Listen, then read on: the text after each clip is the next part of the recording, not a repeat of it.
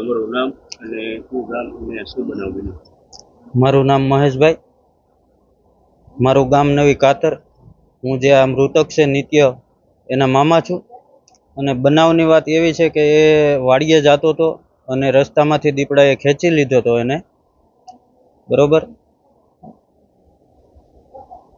હવે અત્યારે કેવા સપના જોયા? એ નાનેથી એવું કહેતો કે મારે પોલીસ બનવું, મામા પોલીસ બનવું. તો મારી તમન્ના એવી હતી કે એને ડીવાયએસપી કે ગમે એ મોટા પદ પર બેહાડવાની એમ. શું માંગણી કરો? અત્યારે માંગણી એક જ છે કે આ ન્યાય મળવો જોઈએ. આ બનાવ જે બન્યો છે એવો બીજા કોઈ સાથે ન બનવો જોઈએ. આમાં સરકારશ્રી થોડું ધ્યાન આપે અને ખેડૂતોનું કંઈક હિત વિચારે. બાકી સરકાર અત્યારે એ રીતનું વિચારે છે કે ગમે એ જંગલી જનાવર છે એને કાંઈ ના થવું જોઈએ, માણસ મરી જાય તો એ એને ચાલે છે એમ. અત્યારે ધારાસભ્ય આવ્યા હતા, ધારાસભ્યને તમે કેવી રજૂઆત? ધારાસભ્યને રજૂઆત કરી તો ધારાસભ્ય તો બીજું એનામાં જે આવતું હોય એ કરવાનું કીધું છે, બાકી કાંઈ એણે કીધું નથી. પણ એક જ માંગણી છે કે ગમે ત્યાં આ જંગલી જનાવર છે તો એને એટલા બધા તમારે હાચવવાની શું જરૂર છે? બરોબર. તમે જ્યારે હોય ત્યારે એમ કહો છો કે એ રમકડા છે, તો એ રમકડાને તમે તમારા રાજમાં રાખો, છૂટા મૂકોમાં.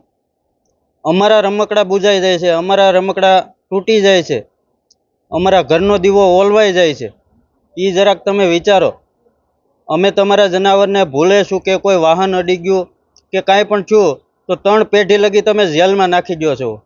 તો એટલું તો એક જોવો કે કોઈનું નાનું બાળક છે, 9 વર્ષનું બાળક, હવે એણે કેવા સપના જોયા હશે, એના માટે કેટલું વિચાર્યું હશે, તો એનું કાંઈ નહીં, એનું શૂન્ય. અને તમે એમ કહો કે એટલી સહાય અમે આપશું, એટલી સહાય આપશું. જો કે હજી લગી કોઈ જાહેરાત થઈ નથી, પણ તમે કદાચ આપો તો એ જાહેરાત, એ પૈસા અમે તમને આપીએ આમાં અમારી જમીનો વેચીને. પણ આવા બનાવ બનતા રોકો તમે. તમારું નામ? ગીતાબેન. શું બનાવ બન્યો બેન? દીપડાએ સાયકલ લઈને અહીંથી નીકળી ગયો, ઓલી વાડી ગયો છીને સાયકલ મૂકી, ત્યાં જનાવર આંબી ગયા, છોકરાને રોળી નાખ્યો. ગોતવા ગયા તો ત્યાં ખેતરમાં હતો, એકનો એક દીકરો હતો. કેવા સપના જોયા હતા? સારા જોયા હતા. એ સારું વિચારતો, મમ્મી હું મોટો થઈને 4 વ્હીલમાં ફેરવાય, દ્વારકા લઈ જાય, એવું અમે વિચાર હતા. સારા વિચાર તમારા હતા. 5 વર્ષ બીજી સ્કૂલમાં બદલાયો હતો. માંગણી તો સારી ને આવું અમારા દીકરા, અમારું તો થયું પણ બીજાનું ન થાય, જાનવરને અહીંથી બહાર કાઢે, નીકળી જાય, એવી માંગણી છે મારી. તમારું નામ? મારું નામ શીતલબેન મહેશભાઈ વાટલિયા. હું એની ફઈ થાવ છું. અમારે એકને એક ભત્રીજો હતો ને અમારે સપના હતા કે અમારો ભત્રીજો કાંઈક મોટો થઈને મોટો સાહેબ બને. અમારા સપના તો રોળાઈ ગયા ને. એના રાજના રમકડા છે તો અમારું રમકડું ખોવાઈ ગયું, એનું અમારે ક્યાં લેવા જવું? ને એને મમ્મીને એમ કે મમ્મી આડે રમીને આવો, અમારો દીકરો ક્યારે રમીને આવશે? અમારે તો વાટ જોવાની ને. હવે એના રમકડા અમારા રમકડાને ગાઈ ગયા. અમને વહેલા છે કે સરકાર ન્યાય આપે. અમારે બસ એ જ માંગણી છે કે આ બધા જનાવરને પકડી લઈ.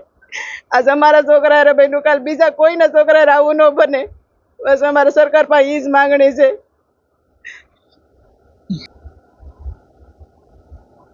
તમારું નામ અને તમારે શું બનાવ બન્યો? મારું નામ પ્રકાશભાઈ ભૂપતભાઈ ગોંડલિયા, ગામ મારું બાંભણિયા. ઘટનામાં એવું છે, સાયકલ લઈને રોજ મારે વાડી આવતો હતો. કાર્યકારી બન્યું નથી. અહીંથી ઘરેથી રમવા કરીને નીકળી ગયો, પછી અહીંયા વાડી બાજુ આવ્યો, જે હવે અહીંયા સાયકલ છીંડે એને મૂકી છે, જે વાંહેથી આમરણ કરેલું છે એને. આખા ગામમાં અમે તપાસ કોલ કરી બધી, એ ગામમાં ન મળ્યો. પછી બધે વાડીએ તપાસ કર્યો તો અહીંયા અમને આ મળ્યો. અહીંયાથી જે બાજુવાળાના ખેતરમાંથી અમે અમારા ખેતરમાં ગોતતા હતા, તો બાજુવાળાએ બત્તી કરી સામેવાળા, એના ખેતરમાં હું જ ભાળી ગયો લાઇટમાં. તો 2 જનાવર જેવું મોઢા મારે છે એવું. એટલે હું સીધો વાઇટ ટપીને સીધો અહીંયા ગયો. ત્યાં સીધો ઊંધો પીડ્યો હતો. એટલે જનાવર તો ભાગી જાય છે, મારી પાસે ફોનની લાઇટ હતી. એટલે હું અહીંયા ગયો, એટલે ત્યાંથી હું બેભાન થઈ ગયો. પછીની મને ક્યાંય ખબર નથી પછી આગળ જોયું. મેં બાળકને લઈને કેવા સપના જોયા? મેં તો સપના મારા ઊંચા જોયા હતા. મારા બાળકને હું ભણાવે ગણાવે, હું એને પ્રાઇવેટ સ્કૂલોમાં ફી ભરીને મજૂરી કરું છતાં હું ફી ભરીને ભણાવતો એને. એનું સપનું મારું ઊંચું હતું, ભાઈ એને હું આગળ લઈ જાઉં, મોટા સીએ બનાવું કે વકીલ બને, પોલીસમાં ગમે ત્યાં ભરતી કરાવું એની. મારું એવું સપનું હતું, મારું સપનું અધૂરું રહી ગયું. કેટલા? મારે એક જ બાળક છે. હજી 10મા વર્ષમાં આવતો. શું માંગણી કરો?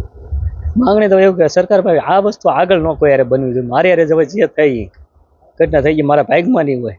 હવે આ બીજાના બાળક આ રીતે હોય તો શું એની હાલત થાય? ને સરકારનું જ આ બાળક આ જગ્યાએ મૂકે તો સરકારને કેવું થાય એ કહો તમે.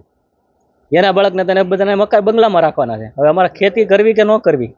હવે મારી ખેતર જાવું કે ન જાવું? હું ફાર્મે વાવું છું. મારા ઘરની જમીન મુદ્દે 4 વીઘા છે. હવે મારે શું કરવાનું ત્યાં? હું ફાર્મે પૈસા એટલે અમે રોક્યા એમાં. હવે મારે અહીંયા શું કરવાનું? જાવું કે ન જાવું એ થાય મારે. સરકાર પાસે એટલી માંગણી છે કે આનું કંઈ કોને નાય આપે ને જલ્દી આનો જનાવર અહીંથી બધા એક ઉપાડી દવા. 6 થી 7 દીપડા આટા મારે છે. એક જ જનાવર અહીંયા ન રહેવું જોઈએ. જનાવર અહીંયા રહે. અમારી એક માંગણી છે ખેડૂતની બધાની, તે ફરતી વાડીઓમાં બધાને સોંટ મૂકીને ને જનાવર બધા મારી નાખવાના થાય છે. આખું ગામ સમજીને હવે એ પ્રયત્ન કરીએ છીએ. એ વસ્તુ કરવાની છે. હવે નો અહીંથી લઈ જાય તો એ અમારી એટલી માંગણી છે. નકર અહીંથી ઉપાડી જાય બધા જનાવર. દાદા તમારું નામ? મારું નામ છે ભૂપતભાઈ ભવાનભાઈ ગોંડલિયા પટેલ. શું બનાવ બન્યો તેને? હવે આ છોકરો હું વાડીએ ગયો, વાડીએથી મારી પાછળ એ વાડીએ આવ્યો હોય છે. હવે અમારે વાડીએ જવા માટે ઊંડો રસ્તો છે થોડો. હવે હું સીંડું ચડી ગયો ને એ પાછળથી આવેલો એટલે એ સીંડે સાયકલ મૂકતા જ એને દીપડાએ ઝપટ કરી લીધી. હું તો અંદર વહી ગયો એટલે મને કાંઈ ખબર નથી, મેં કાંઈ જોયું નથી. તો જ્યારે હું આંટો મારીને બહાર નીકળ્યો ત્યાં સાયકલના દરવાજે પડી હતી સીંડે. છોકરો ગુમ થઈ ગયો. હવે આ છોકરાને અમે 5 વાગ્યાથી 8 વાગ્યા સુધી ગોત્યો. જ્યારે ખેતરમાંથી મળ્યો એ ત્યાં સામેવાળાએ બત્તી કરી ને 2 જનાવરના મોઢા નીચે બતાણા. એ આધારે અમે ફોનની લાઇટે ગયા તો છોકરો ઊંધો પડ્યો હતો, નાખો ગારો હતો. એ છોકરાને હાવ વીખી નાખ્યો હતો. તો છોકરો મતલબ ઊંધો પડી ગયેલો એટલે એનું શેરો રહી ગયો હાજો. પછી આને અમે જેડીને ઘરે લાવ્યા. ઘરે લાવીને સીધા દવાખાને લઈ ગયા. બીજું આ સિવાય તો અમે શું કરીએ? શું માંગણી કરો સરકાર પાસે? સરકાર પાસે અમે એ માંગણી કરી છે કે અમારી હારે જે આ ઘટના બની છે એ બીજા હારે ન બને એનો આભાર. હવે મારા દીકરાને આ એક જ દીકરો હતો, બીજું કોઈ સંતાન છે નહીં. તો હવે એને તો પેઢી ઉપર થઈ ગયો. તમારું નામ? હું સિસારા પ્રવીણભાઈ છગનભાઈ, બાંભણિયા ગ્રામ પંચાયત સરપંચ પ્રતિનિધિ તરીકે. અમારા ગામમાં જે આ દુઃખદ ઘટના બની છે બહુ કરુણ ઘટના કહેવાય. આનાથી વિશેષ તો કંઈ હોય જ નહીં. 10 વર્ષના બાળકને જે દીપડાએ ફાડી ખાધો એનાથી વિશેષ તો એના પરિવારને તો હોય જ, પણ આખા ગામને એવું દુઃખ છે કે આનાથી બીજી કોઈ કરુણ ઘટના હોય નહીં. પણ આની યોગ્ય તપાસ થાય, યોગ્ય રીતે એનો નિર્ણય લેવાય. અને ફોરેસ્ટ વન વિભાગવાળા તો ઓલરેડી 24 થી 72 કલાક થયા બનાવ બન્યો ત્યારથી ઓલરેડી બાંભણિયામાં હાજર જ છે. એવડા લોકો એની યારે મહેનત કરે જ છે. હું એની યારે 2 રાતથી સખત છું, પોતે હાજર. એવડા લોકો મહેનત કરે છે. પણ હવે આ તો દીપડા ગામ લોકો એવું કહે છે કે 6 થી 7 છે. પછી તો આવડા લોકો વન વિભાગવાળા તે તપાસ કરે અને કેટલી સંખ્યા છે અને એને વહેલી તકે પાંજરે પૂરે અને ગામ આખું ભય મુક્ત થાય. અત્યારે આખું ગામ ભય છે અને આખું ગામ ખેડૂ છે. આખું ગામ બધાને ઓલરેડી રાતે વાડીએ જવાનું હોય, કારણ કે અત્યારે મોંઘા બિયારણ લઈ અને જમીનમાં વાવેલા છે. ગઈ રાત્રે બધા ભય હોવાને લીધે કોઈ ખેડૂ વાડીએ નહોતા ગયા. એટલે લગભગ મિનિમમ આખા ગામમાંથી 100 વીઘામાં ભૂણ નુકસાન કરેલું છે. એવા અત્યારમાં બધાના મેસેજ, બધાની ફરિયાદો એવી છે. હમણાં કલાક પહેલા તમારે ધારાસભ્ય મહુવાના શિવાભાઈ ગોહિલ આ પરિવારને દુઃખમાં ભાગ લેવા આવેલા. એને પણ અમે રજૂઆત કરી અને હજી બપોર પછી અમે 2-3 ગામના બધા ભેગા થઈ અને ધારાસભ્યને, CM ને અને પ્રાંત અધિકારી મહુવાને અમે આવેદન દેવા જવાના છે કે આનો યોગ્ય નિકાલ અને વહેલી તકે નિકાલ થાય એવી અમારી આખા ગામની માગણી છે.